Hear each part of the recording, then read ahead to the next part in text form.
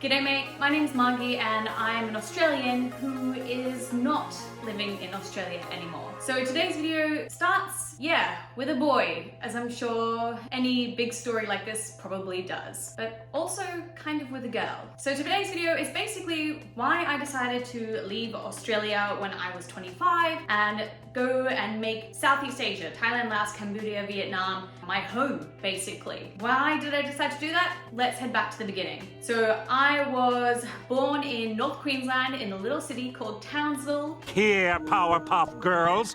I have your precious Townsville. Not Powerpuff Girls Townsville, although that was always really fun saying that growing up, but this tiny little Townsville. I grew up on a prawn farm, or in America, I guess you would say a shrimp farm. Both my parents were also from North Queensland, so I was very much an NQ kind of girl. I grew up my whole life there until I was 18, finished school, and like most Australian teenagers, about half of us go off to uni and the other half take a gap year. I worked, and then me and my best friend, we went backpacking around Western Australia, and then I went to university in southern Queensland in Brisbane. And that's where I met the guy of the story and started a very toxic 7-year relationship, on again, off again with him, and yeah, it was awful. We were both awful people, it was toxic, it was awful for both of us. Neither of us were the best person we could ever be with each other, and it took until, basically I was 25 for it to finally end. And that was in the year 2015, at the beginning of that year when finally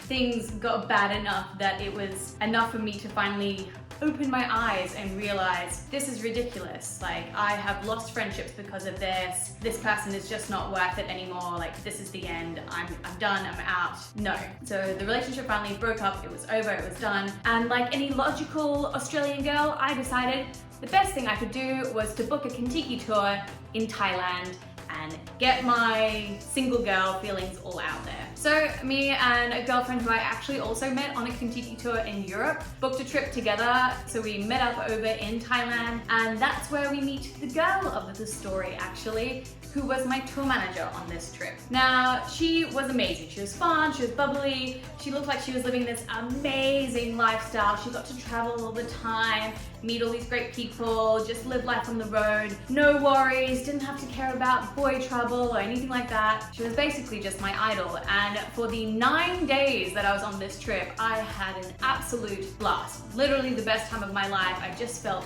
free and like I was myself and just so much more confident, and I just felt like who I was meant to be really all the time. Like, I was helping to organize parties on the tour, I was really sociable with everybody, like just who I felt like I was on the inside. And the tour manager noticed this, and she literally said to me on one of the last nights, hey, you know, you would actually be really good at this job. You should totally apply for it. And I kind of just like laughed it off at the time. I was like, oh, that's kind of funny. She's like, no, I'm serious. We put in applications at the start of each year. Really think about it. If you want, I'll be your reference. And I was like, oh, okay. So I came back to Australia after like my, 2 weeks partying in Thailand. And you gotta understand, in Australia, I had a full-time job, which was quite difficult in my industry. So I had gone to university for 4 years. I had gotten myself a Bachelor of Applied Science in Human Movement Studies, which made me basically an exercise physiologist. So it's kind of like a physical therapist in the States. I guess also in Australia you would say physiotherapist, but they deal with acute injuries. Exercise physiologists deal with more chronic diseases and injuries. Anyway, it's really hard to get a full-time job basically with that. It took me 3 years of doing multiple casual and part-time jobs to finally secure a full-time job in my industry. I worked my ass off to try and get this job. It was really decent pay. It was about 60 grand a year. I had pension, I had my own car, I had great roommates. I had a good life. I had a really good life. So why would I just, give that all up? I had a cat. I had a cat who I loved and adored. I had no reason realistically to give all that up and just leave on a whim and leave all that security behind. But the thought kept tinkering on in my head. Why shouldn't I? Why shouldn't I just give it all up? Why shouldn't I take that leap of faith? Honestly, because I felt like I just had no future in Australia. I am an absolutely hopeless and utter romantic, and I had been in this toxic on again, off again relationship for so long that everything else in between that just constantly felt like failing. I just sort of never felt like my dating life ever really was going anywhere. I never really felt like I was achieving anything outside of work goals. So whilst I definitely felt like I was nailing it in my work life, in my personal life, I never really felt so much fulfillment. And honestly, it just kind of came to a breaking point where I was like, no, I just turned 25, having a bit of a quarter life crisis, and I decided to just do it for me. Just take some me time and be like, you know what, I want to go on this self-discovery, and Asia is where I'm gonna try and do it. And I figured, worst case scenario, I apply for this job and I don't get it, and that's that. It's fine, I still have my job and my life and everything like that, and I'll figure something else out. So at the end of the year, I applied to the company, I messaged the tour manager who was on my trip, and I was like, hey, so on a leap of faith, I really hope you remember me and that you suggested I do this, because would you mind writing me a reference? And it was amazing. She wrote me this beautiful reference letter, spoke amazingly of me. I studied my ass off for this job like never before. Like, I studied way more for this job than I ever did for my university exams. I nailed the interview. I went through the insane assignments that we had to do to learn literally about all of the history of these 4 countries and every single city that we were going to, and all the cultural, economic industries within each one, so that I could become a tour guide throughout Southeast Asia. And to say that everyone was super stoked would be lying. My parents just didn't get it at first. They could not understand why I was giving up all of this job security, everything that I'd spent the last like 10 years basically working towards, on a whim to be a tour guide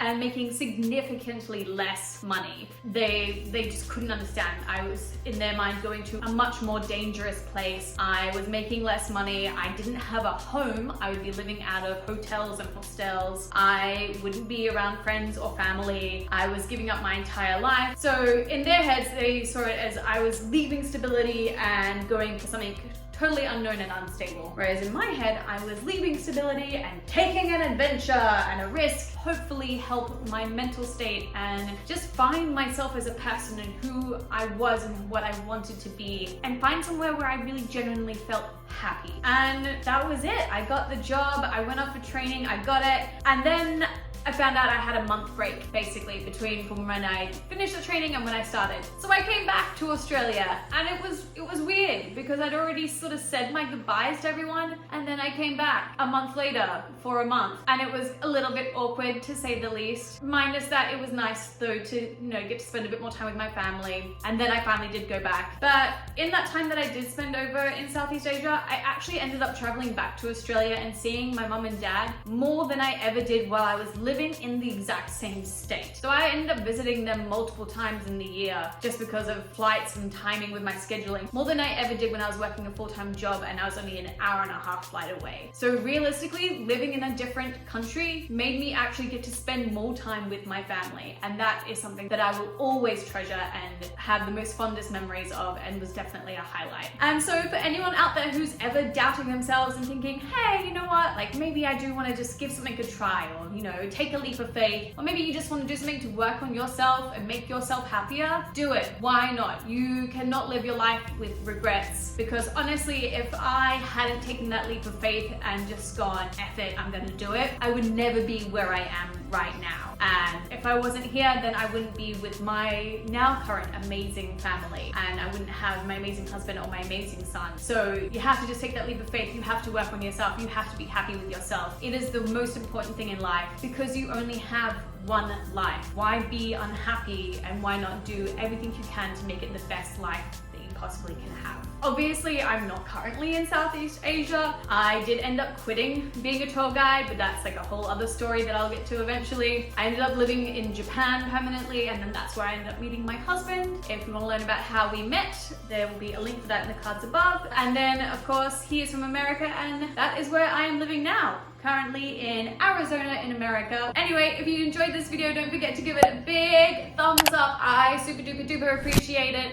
And if you have the time, please make sure to leave a comment down below. I really appreciate it, as does the YouTube algorithm as well. And don't forget to hit that subscribe button too. Mwah! See you in another video.